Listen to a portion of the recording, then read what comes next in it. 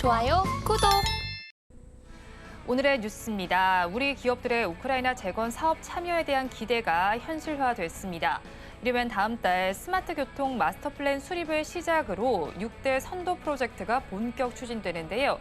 3억 달러 무상 지원과 함께 모두 23억 달러 이상이 될 대외 경제 협력 기금 공여 협정을 정식 체결하면서 사업 착수 여건이 마련됐습니다. 뉴스가 나와 있는데 오늘 섹터 자체는 지금 시간 기준으로 약보합세를 보이고 있습니다.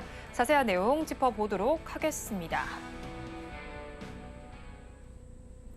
기대감만 몰렸었던 우크라이나 재건 사업이 현실화된다라는 소식이 전해져 왔습니다. 규모가 1,200억 정도에 달하면서 업종별로 기대감이 쏠리고 있는데 관련 소식과 함께 현대 섹터별로 어떻게 움직이고 있는지부터 좀 짚어주시죠. 네, 일단 종목군의 흐름을 보시면 그동안 이 관련주로 꼽혔던 종목군들이 대부분 중소형주 쪽에 많이 포진이 되어 있었는데요. 그런 중소형주들의 흐름은 오늘 그렇게 눈에 띄게 보이지 않습니다. 기존에 삼부건설을 포함해서 그렇던 종목군들은 그렇게 큰 흐름을 보이지 않고 있는 가운데 오히려 좀 더 대형주 쪽 종목군들, 그다음에 우크라이나 재건뿐만 아니라 지금 현재 구간에서 실적을 동반해서 가고 있는 종목군들이 주목을 받고 있다. 이렇게 보시는 게 조금 더 현실적일 것 같고요. 그렇다면 지금은 인프라 관련주와 더불어서 실적 기대가 나타나고 있는 종목군들 중심으로 반등이 이어지고 있다. 글로벌 시장이나 우리 시장이나 같은 맥락에서 움직이고 있다. 이렇게 봐야 될 것 같습니다. 네, 인프라와 또 실적 기대감이 있는 종목들이 정말 강세를 보이고 있다라고 짚어주셨습니다. 그중에서 또 엮이는 섹터 중에서 지금 전력 설비 섹터에서는 0.85% 정도의 강세가 관찰이 되고 있습니다. 현재 관련주의 주가들은 어떻게 좀 움직이고 있는지 궁금하고요. 실제로 재건 사업을 추진하면 강한 상승 모멘텀으로 작용이 될 수 있을까요? 일단 재건과 관련돼서는 이 시간을 통해서도 여러 번 언급드렸지만 실제로 얼마만큼의 우리가 수혜를 입게 될지 정말 알기 어렵습니다. 네. 특히 지금 정부에서 얘기하는 숫자는 다 아무 의미 없는 숫자다. 실제로 우리가 과거 전 정부도 그렇고 전전 정부도 그렇고 전전전 정부도 마찬가지입니다. 이번 정부라고 전혀 다를 게 없고요. 정부에서 예를 들어서 어느 정도의 수주를 거두었다라고 했을 때 특히 MOU라고 하는 것은 실제로 실행될 확률이 5%에서 10% 미만에 불과합니다. 그래서 정부에서 얼마 얻어왔다는 아무 의미 없는 것이고요. 지금 현재 구간에서 이들 종목이 같이 움직이고 있고 그다음에 종목군들이 좀 더 명확하게 움직이고 있는 것은 기본적으로 전력 설비가 지금 전력 인프라가 워낙 노후된 국가가 많고 그다음에 새롭게 만들어지는 전력 인프라가 많다 보니 기본적으로 증가하는 추세에 있는데 그 안에서 지금 우크라이나 재건이라든지 중동의 추가 수주 얘기가 나오면서 더불어서 움직이고 있는 것이죠. 그래서 이 두 가지를 헷갈리시면 안 됩니다. 그래서 우크라이나 재건이라고 하는 것 일단 우리나라가 얻을 수 있는 금액 자체는 아직도 미지수라고 봐야 될 것 같고요. 실제로 공사한다고 해서 그렇다고 또 마진율이 엄청 높냐? 그것도 아닙니다. 그래서 이 두 가지 모두 주가를 견인할 만한 상황이 아닌 만큼 관련된 테마로 투자를 하신다면 오히려 단기 차익을 실현하시는 게 낫고요. 제가 말씀드리는 인프라 쪽, 전력 설비라든지 건설기계 쪽은 그런 재료로 움직이는 게 아니기 때문에 예전에도 말씀드렸지만 좀 더 길게 가져가시는 것이 좋겠다 이렇게 말씀드리고 있습니다. 재건 테마로만 지금 움직이는 게 아닌 만큼 다른 이슈들을 좀 추가로 점검을 해볼 필요가 있겠네요. 그렇다면 또 LS 그룹주 내에서 사실 LS 전선 아시아의 경우에는 급등세를 연출하기도 했던 종목입니다. 그런데 지금은 약보합권 전대 거래가 되고 있는 상황이에요. 그렇다면 또 이 LS전선 아시아는 주력 시장 베트남에서 경기 부양책을 또 펼치고 있는 만큼 앞으로 상승 여력은 좀 어떻게 보실까요?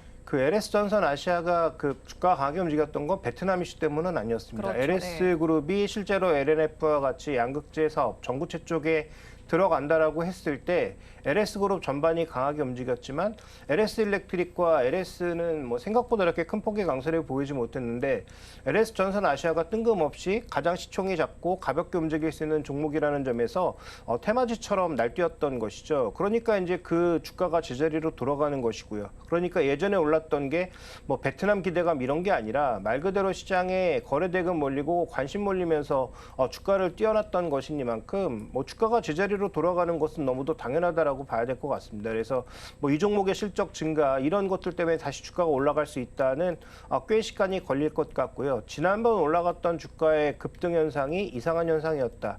이렇게 볼 수가 있겠고, 그 다음에 지금 현재 실적이 늘어나는 구간과 관련된 핵심 포인트는 여전히 LS와 LX 일렉트릭 두 종목에 있다. 이렇게 볼 필요가 있기 때문에 만약에 LS 전선 아시아에 관심이 있다. 그런데 그 관심이 만약에 뭐 2차 전지라든지 전력 인프라 때문에 나타난 현상이었다라고 보신다면 더 좋은 선택지인 LS가 있는데 LS 전선 아시아를 선택할 이유가 없는 거죠. 그래서 저라면 LS 전선 아시아를 버리고 LS를 더 사겠다. 이렇게 말씀드리겠습니다. LS 그룹주에 대해서 다른 종목으로 좀 시선을 돌려볼 필요가 오히려 있겠네요.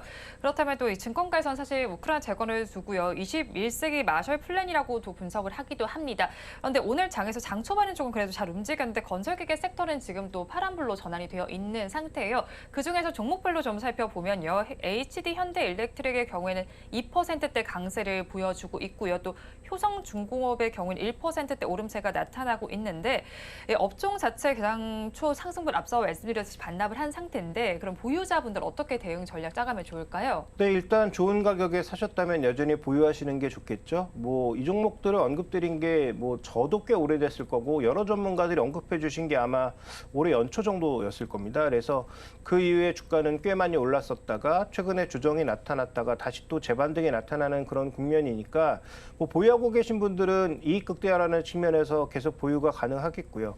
그다음에 뭐 지난번에도 한 번 언급드렸던 것 같은데 LS그룹주를 포함해서 이들 종목을 지금 현재 가격에서 추격 매수를 하는 것은 조금은 그렇게 좋지 않은 전략일 수 있겠다. 왜냐하면 연초에 샀을 때보다 지금은 주가가 워낙 많이 올라온 상황이어서 목표 수익률이 대거 낮아진다는 것이죠. 그래서 그 정도의 목표 수익률을 추구할 수 있는 종목군들은 이 종목들 말고도 많기 때문에 그렇다면 굳이 이 종목을 선택하지 않아도 다른 선택이 꽤 많다라는 측면에서 신규 매수는 조금은 자제하시는 것이 좋을 것 같고 신규 매수를 굳이 하신다면 조금 이따 말씀드릴 종목으로 하시는 게 차라리 낫지 않나라고 네. 판단하고 있고요. 대신에 기존에 보유하고 계신 분들은 뭐 지금 먼저 팔 필요는 없다. 좀 더 상승의 끝자락까지 한번 가져가 볼 필요가 있겠다. 특히 적어도 4분기까지 실적이 꺾이지 않을 것으로 판단하고 있기 때문에 그렇게 본다면 최소한 3분기 말 4분기 초 정도까지는 주가의 상승세가 이어지고 만약에 이런 양상이 내년도까지도 이어질 경우 그다음에 제가 그렇게 우려하고 있는 뭐 우크라이나 재건이라든지 중동 쪽에 추가 수주가 나타날 경우에는 한 번 더 올라갈 수 있기 때문에 보유자 입장에서는 그냥 들고 가시는 게 낫겠다 이렇게 말씀드리고 싶습니다. 네, 보유자 입장에서는 좀 지속적으로 끌고 가시되 신규 매수는 지금 자제하는 것이 좋겠다라고 짚어주셨습니다. 그렇다면 건설기계 업종 역시도 수주 모멘텀이 기대감으로 자리 잡고 있는 상황입니다. 그중에서도 지금 HD 현대인프라코어와 HD 현대건설기계가 발빠르게 움직이고 있는 상황인데요. 예상 납품 규모와 주가의 추가 상승 여력은 어느 정도로 보실까요? 네, 만약에 재고과 관련된 부분이라면 다시 한번 말씀드리지만 이거 숫자 알 수 없고요. 그래서 그 부분에 있어서는 측정이 어렵지만 지금 확실하게 숫자가 보이는 쪽은 두 군데가 있습니다. 일단 미국과 중동이죠. 미국은 아까 언급드렸던 대로 낙후된 그런 인프라를 고치는 수요가 있고요. 그다음에 지금 그게 될지 안 될지는 모르지만 미국의 지금 생각은 민주당이나 공화당이나 모두 미국 내 공장을 지어서 메이크 아메리카를 계속 외치고 있는 상황입니다. 그러니까 신규 공장을 계속 만들어야 되고요. 얼마 전에 또 나왔던 뉴스가 뭡니까? 미국에서 그 역사상 최대의 리튬 광산을 발견했다라는 그런 얘기가 나왔죠. 이것도 결국은 누군가 파야 된다라는 얘기입니다. 그래서 지금 전 세계적으로 늘고 있는 건 과거처럼 주택 건설이 아니고요. 지금 현재 구간에선 공장, 인프라, 그다음에 이런 광산 건설과 관련된 수요가 폭발적으로 증가하고 있기 때문에 그런 관점에서 봤을 때 현재 이들의 전반적인 이익은 내년도에도 20-30% 이상 급증할 가능성이 높다 이렇게 봐야 될 것 같고요. 더욱 중요한 것은 이미 해답지가 있기 때문에 이들 종목은 투자하기가 너무 쉽다라는 거죠. 자, 글로벌 탑티어라고 볼 수 있는 캐터필러가 계속 미국 시장의 불안한 가운데서도 신고가를 유지하면서 잘 버텨주고 있습니다. 그러니까 이 종목은 다른 거 쳐다보지 말고 어차피 미국향 수출에 우리나라 종목군들이 같이 붙어서 가고 있는 모습이고 중동 수출도 일정 부분 뭐 사우디 쪽에 붙어가고 있는 상황이다 보니까 그런 관점에서 본다면 탑티어인 그 종목을 보면서 우리나라 종목군들도 쉽게 빠지지 않을 거다. 아마 신고가 내지는 그런 추세를 이어나갈 거다라고 해답지를 보면서 투자를 하시면 좋지 않을까라고 보고 있고요.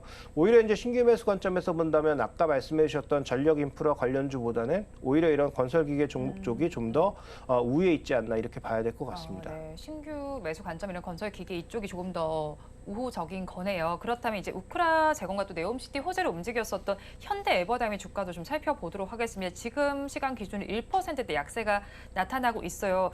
사실 상반기 해외 매출 상승에도 주가는 지지부진한 모습을 보이기도 했고요. 증권가의 목표 주가와도 지금의 주가가 좀 괴리가 나타나고 있는데 이 부분에 대해서는 저희가 어떻게 봐야 할까요? 네, 일단 건설기계 쪽에 있어서도 뭐 종목들의 범위가 꽤 넓죠. 네. 자체적으로 이제 굴삭기나 건설기계를 만드는 그런 기업들도 있고, 그래서 뭐 두산밥켓이나 이렇게 자체적으로 만드는 기업도 있지만 거기에 이제 부품을 공급하는 기업도 있죠. 그래서 진성TC라든지 현대에버다임 같은 종목이 그에 해당한다라고 봐야 될 것 같습니다. 다만 이런 중소형주들은 최근 시장의 트렌드에도 좀 맞지 않고요. 왜냐하면 이렇게 뭔가 중소형주가 크게 움직였던 시대에서 삼성전자가 한번 6% 점프하면서 또 기관들의 매수가 확대되면서 다시 뭔가 그런 테마주에서 대형주 쪽으로 뭔가 매기가 이전된 듯한 그런 양상의 트렌드에도 맞지 않을 뿐더러 그다음에 전반적으로 마진율 측면에서 일단 앞단에 있는 건설기계가 아주 높은 마진을 기대할 수는 없기 때문에 그러면 거기에 이제 부품을 공급하고 있는 기업들은 원가나 제품 가격에 따라서 굉장히 크게 움직일 수 있는 상황이다라고 봐야 될 것 같습니다. 그래서 최근에 건설기계가 올라갈 때 같이 따라가기는 하지만 강도가 약하다라는 측면에서 저는 현대에버다임보다는 HD 현대인프라코어가 낫고 그다음에 지금 만약에 더 공격적으로 뭔가 투자를 한다고 하시면 차라리 캐터필러 자체를 사시는 게 더 도움이 되지 않을까. 그래서 중소형주보다는 대형주 쪽, 대형주 중에서도 마켓쉐어, 글로벌 마켓쉐어가 높은 종목을 고르시는 것이